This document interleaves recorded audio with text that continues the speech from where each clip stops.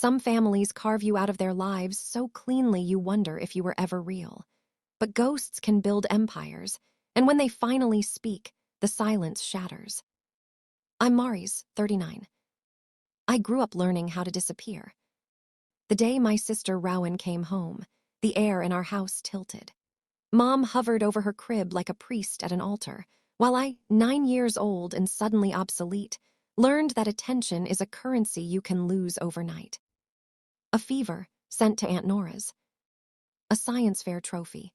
Keep it down, Rowan's napping.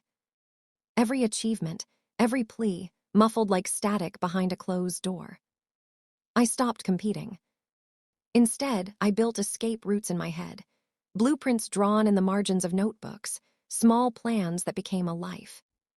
By 18, I had a scholarship, a duffel bag, and a silent vow. I would never again beg to be noticed. College gave me oxygen. I took night jobs, survived on black coffee, and buried myself in art history lectures where forgotten jewels held stories no one else bothered to hear. One day in a dusty estate sale, a cracked velvet box caught my eye. Inside, a brooch that whispered of centuries. I authenticated it, sold it, and walked away with enough to cover a year's rent. That spark turned into a wildfire. I founded a tiny authentication firm in a windowless office above a nail salon. Clients trickled in, then poured. Each discovery, Victorian diamonds, lost royal heirlooms, was a quiet victory, a private rebellion. 10 years later, my name quietly sat on contracts worth millions. My family, they pictured me polishing trinkets at a flea market. I sent anonymous checks when their mortgage slipped into the red, but they never asked, never cared. Then came the night everything cracked. Thanksgiving, candles, cranberry glaze, the usual small talk.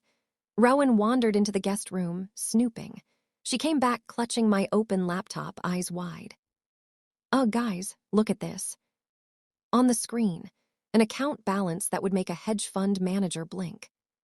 The room froze, forks midair, clock ticking like a metronome. Dad finally croaked, "Is this real?" I looked each of them in the eye. Yes, I own one of the biggest jewelry authentication firms in the country. I'm not broke. I'm not small. I never was. The silence sharpened into accusation. You let us struggle, Mom hissed. You owe us, Rowan snapped, her voice cracking like glass. For the first time, I didn't flinch. I don't owe you the childhood you denied me. I built this alone. That's the truth. I left before dessert.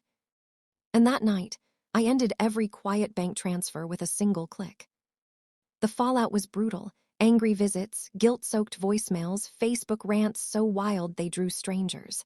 I hired a lawyer and drew a hard line. Only Grandma called to say, "About damn time, sweetheart." Half a year later, I eat Sunday dinners with friends who actually see me. The business thrives. The quiet feels like sunlight. To anyone watching who's been erased. Your worth isn't a family vote. Build anyway, shine anyway. And Rowan, if you're lurking here, that Cartier bracelet on your feed, it's a knockoff.